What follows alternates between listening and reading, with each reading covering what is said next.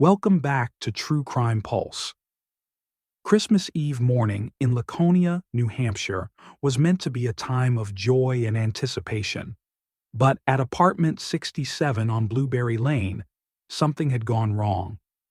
Around 8 a.m., a young girl stood outside, speaking urgently on the phone. Moments later, her grandmother, Sherry Connor, ran out in a panic, shouting, "He's not breathing." Paramedics arrived swiftly, carrying a small, unresponsive boy to the ambulance. 5-year-old Dennis Boo Vaughn Jr. was rushed to the hospital, but it was already too late. At first, the circumstances surrounding his death were unclear, but as investigators dug deeper, disturbing details began to emerge. Neighbors had overheard troubling sounds, and social workers had raised concerns, but no one had intervened in time.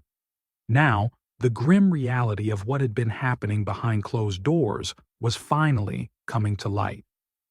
Dennis Vaughn Jr., affectionately known as Boo by his mother, Danielle Vaughn, was born on June 11, 2014, in Laconia, New Hampshire. From the moment she held him, she was captivated by his distinctive birthmark, a small patch of dark hair against his bright blonde locks. Boo grew into an energetic, affectionate child with joyful brown eyes. But while Boo's childhood was filled with innocence, Danielle's had been anything fit to raise a child. Raised by her volatile mother, Sherry Connor, she endured years of unpredictable outbursts and erratic behavior. At just 15, Danielle found herself living with her mother's friend, Dennis Vaughn, a nearly 50-year-old married man. Their relationship soon turned romantic despite the vast age gap, and within a few years, Danielle became pregnant. The couple eventually married and had 4 children, the youngest being Boo. However, their marriage was plagued by turmoil. Dennis controlled Danielle, growing increasingly violent. Both spiraled into drug use, leading to multiple arrests. In 2016, a police raid on their home resulted in both parents losing custody of their children. For Danielle, it marked the start of a painful, years-long battle to rebuild her life. Determined to regain her children, she quit drugs, attended mandated programs, and secured stable housing away from her husband. By 2017, the court granted custody of Boo and his siblings to their maternal grandmother, Sherry Connor. Sherry was a woman with erratic behavior, always angry, and looked frustrated. Danielle went through turmoil when she lived with her mother. Despite her mother's troubled past, Danielle hoped Sherry would provide the children with love and care. But during visits, she noticed unsettling signs. Her children sometimes had unexplained bruises. One even suffered a concussion. Sherry always had an excuse, but Danielle's unease grew.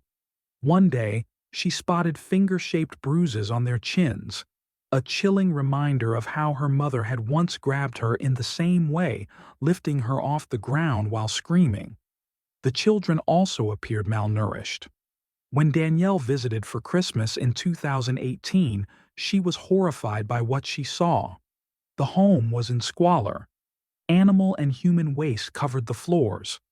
The refrigerator and cabinets were locked, preventing the children from accessing food. In their desperation, they drank from the toilet and used a bucket as a restroom. Terrified for their safety, Danielle made repeated reports to the New Hampshire Division of Children, Youth, and Families. But her concerns were dismissed or deemed unfounded. Then, one day, she received a voicemail from her mother by mistake. In the background, she heard the unmistakable sound of a child being struck. One of her sons cried out in pain as Sherry screamed, "I hate you, you dirty dog. I can't wait for someone to take you away." In July 2019, Sherry took her 8-year-old grandson to a campground, tied him to a chair with duct tape, and abandoned him overnight. Concerned campers alerted the police. The New Hampshire Division of Children, Youth, and Families intervened, removing the boy from Sherry's custody. To Danielle's horror, only one child was taken. Her other three remained with Sherry. Desperate, she called authorities daily, pleading for them to place her remaining children anywhere but in her mother's care. Then, on the morning of December 24, 2019, tragedy struck. Emergency responders rushed to Sherry's home after Boo was found unresponsive. He was transported to Lakes Region General Hospital, but despite efforts to revive him, he was pronounced dead. Authorities quickly found the circumstances suspicious. Investigators from the New Hampshire State Police Major Crimes Unit searched the home, collecting evidence throughout the day. Neighbors had long been concerned about the conditions inside Sherry's apartment. Joyce Hendrickson, who lived next door, often heard shouting, banging, and other disturbing noises. Sherry shared the space with 3 boys, a girl, and 2 dogs, and over 2 years, Joyce grew increasingly alarmed. Police records confirmed that Laconia officers had been called to the residence multiple times in the months leading up to Boo's death. Joyce's son, Phil, had also noticed troubling signs. In February, he saw one of the children outside barefoot in the cold. By June, he observed more alarming behavior and recorded a video, submitting a complaint to the Laconia police. Officers visited the apartment on June 20th for a juvenile-related matter and later returned in August and October to respond to complaints about the animals in the home. On Christmas Eve morning, Phil saw Boo's sister standing outside, speaking urgently on the phone. Moments later, Sherry ran out, shouting, "He's not breathing." Paramedics from the Laconia Fire Department arrived quickly, carrying Boo to an ambulance that rushed him to the hospital. Meanwhile, his mother, Danielle Vaughn, was at work cleaning at Elliott Hospital. Less than an hour into her shift, a state police sergeant arrived, asking to speak with her privately. She would never forget the chilling moment he looked at her and said, "Dennis is dead." An autopsy was conducted, but authorities withheld the findings from the public. The Assistant Attorney General stated that additional studies were needed to determine the cause and manner of death. However, the severity of Boo's injuries led officials to remove his siblings from Sherry's custody. A court document later confirmed that significant bruising on Boo's body contributed to the decision to revoke her guardianship. Officials named Sherry as the primary suspect in his death. 5 months later, the Attorney General's office finally released the cause of death, homicide, due to blunt force trauma to Boo's head and neck. Despite this, no arrests were made and no suspects were publicly identified. The case remained stagnant for years. By February 2022, over 2 years after Boo's death, Danielle was still searching for justice. In an interview, she shared her frustration and heartbreak, revealing that she had regained custody of her other children and had been following up with the Attorney General's office. As the statute of limitations neared its end in December 2022, Danielle filed a wrongful death lawsuit against Child Services, believing it was the only way to hold the state accountable. The 85-page lawsuit detailed her repeated attempts to seek help and included 27 reports of suspected family violence between 2017 and 2019. Many reports came from professionals, including teachers, nurses, and law enforcement officers. The first report, filed in August 2017, described a disturbing incident at a campground where Sherry allegedly grabbed Boo by the neck and face, hit him, threw a liquid in his face, and dragged him into a tent. Witnesses, horrified by the child's screams, feared he needed medical attention. Yet authorities dismissed the report as unfounded, failing to interview the reporting officer or witnesses. Even worse, when Child Services questioned the children, Sherry was present, a clear violation of protocol. By early 2018, multiple reports had surfaced about Boo's older brother being physically abused. 2 of these reports came from Elliott Hospital, where a nurse documented 90 photos of the child's severe bruising. That April, Danielle called the police, pleading for someone to check on her children after Sherry refused to let her see them. However, when officers arrived, they claimed the children appeared happy, healthy, well-dressed, and were about to eat hamburgers. Between September and December 2019, 9 additional reports were made about Boo's worsening condition. Callers described him vomiting, having scabs on his head, and displaying bruises on his head, neck, and arms. Witnesses consistently reported seeing injuries on the Vaughn children, and disturbing details about their living conditions emerged. Sherry was accused of slapping and kicking the children, locking them in a basement with no lights or bathroom, forcing them to relieve themselves in a 5-gallon bucket, making them take cold baths, and restraining them with duct tape. Boo's sister was allegedly forced to sleep in a laundry basket, while Boo and his siblings endured cruel punishments, such as being made to run up and down stairs in diapers as a discipline.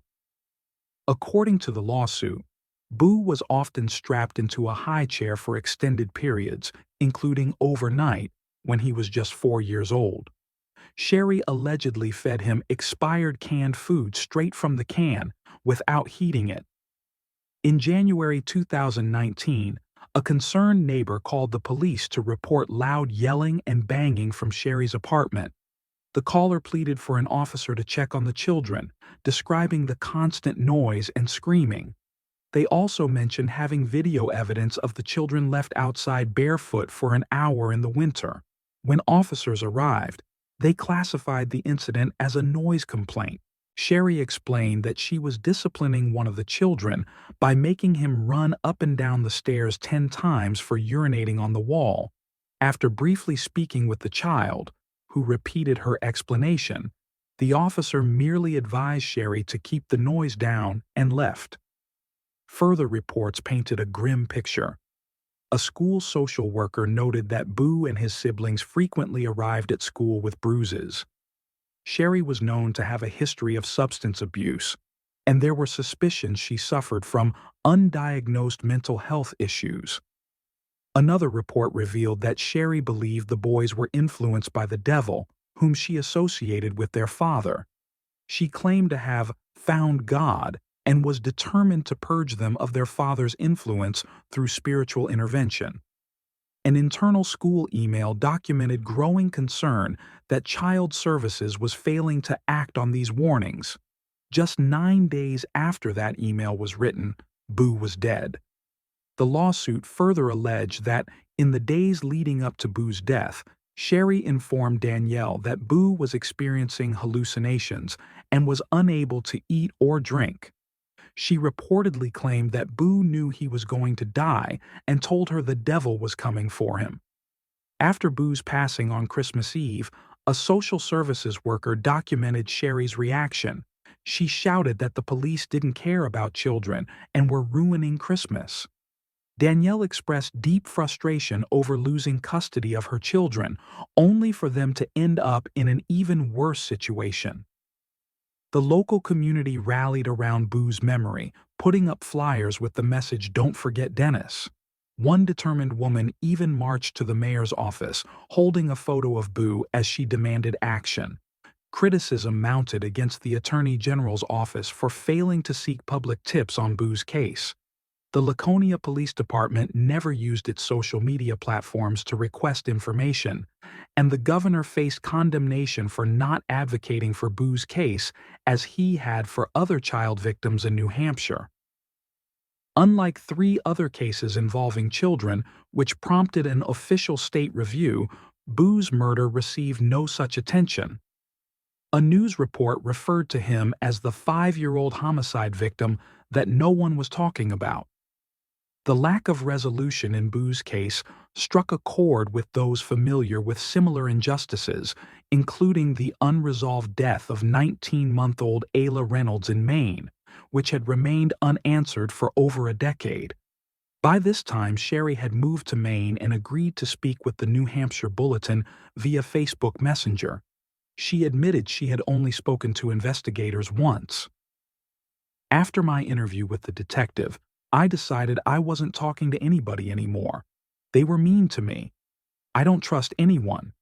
She claims she was unaware of the 25-plus reports of suspected abuse filed against her and alleged that child services had failed to provide enough food, financial assistance, or support to help her care for the 4 children. When asked about Boo's cause of death, Sherry attempted to shift the narrative, presenting a medical record from 2016, before she had custody of the children, showing Boo had been treated for dehydration concerns. She insisted Boo had a drinking problem, saying he would drink from the toilet and the dog's water bowl, even soaking his pajamas in water to suck on them at night. She also mentioned he had been sick before his death, but avoided specifying symptoms, instead suggesting mold in her apartment could have been the cause. Sherry further attempted to explain away Boo's bruising, blaming a paramedic, whom she claimed accidentally hit the child's head on the door while carrying him out. Even when presented with Boo's official death certificate, which listed his cause of death as blunt force trauma, she insisted he had died of natural causes. Despite her denials, the community continued to demand justice for Boo. In December 2023, candlelit vigils were held every Friday to mark the 4th anniversary of his homicide. Supporters hoped to renew attention to the case and show solidarity with Boo's surviving family members. On Friday, August 16, 2024, the New Hampshire State Police and Laconia Police Department announced the long-awaited arrest of 61-year-old Sherry Connor. She was indicted on charges of manslaughter and negligent homicide, along with 6 counts of first-degree assault, 1 count of second-degree assault, and 4 counts of witness tampering. Though the official statement did not name the victim, it was clear that Sherry was finally being held accountable for Boo's death. Her arraignment took place the following Monday, revealing disturbing new details. Boo's autopsy showed 60 contusions and abrasions across his body, including 18 contusions and 9 abrasions on his head alone. Many of these injuries were fresh, inflicted just hours before he died. Authorities stated that on the day of his death, Sherry became enraged when Boo left clothes on the floor. As punishment, she forced him to wear all the clothing he had left out and made him run in place. When he collapsed from exhaustion, she kicked him and struck him in the head and neck with a broom. After the broom broke, she stomped on him, then covered him with a blanket and left him unattended for hours. Despite Boo suffering from a 104-degree fever, incontinence, and hallucinations later that day, Sherry still refused to seek medical help. In a heartbreaking moment, Boo reportedly mistook a plastic bag for a Christmas present, clinging to whatever small joy he could find. Instead of comforting him, Sherry cruelly told him that the devil was coming to take him away. He died several hours later. Boo's surviving siblings confirmed the horrifying abuse, revealing a pattern of unimaginable cruelty. They described being forced to hold their legs in the air while Sherry stomped on them if they faltered. She made them endure ice-cold baths, run naked up and down stairs for hours, and even applied hot sauce to their genitals. She allegedly held their heads underwater, smothered them with pillows, and frequently deprived them of food. A witness stated that Sherry preferred suffocation as a punishment because it left no visible marks. In public, the children wore long sleeves to conceal their bruises, but one teacher recalled seeing bruises all over a child's skin when they removed a sweatshirt. Despite overwhelming evidence, Sherry's public defender requested bail, arguing that she had no prior criminal record, was battling cancer, and was worried about her dog, which had been left alone after her arrest. He also questioned why it had taken 5 years for authorities to charge her if they truly believed she was dangerous. However, the judge denied her initial bail request. In October 2024, Sherry had another bail hearing, during which she tearfully insisted she had been a law-abiding citizen since Boo's death. Her defense emphasized that she had remained in the community without incident and posed no threat to the public. As of February 2025, no trial date had been set. Danielle's wrongful death lawsuit also remained unresolved. Supporters continued to push for justice, demanding answers as to why it took 5 years to act despite clear warnings. While the legal system moves forward, one thing remains certain: Boo's memory must never be forgotten. Thank you for listening to True Crime Pulse. Share your thoughts on the story, like and subscribe to the channel. Until the next episode when we bring you more crime stories, stay vigilant.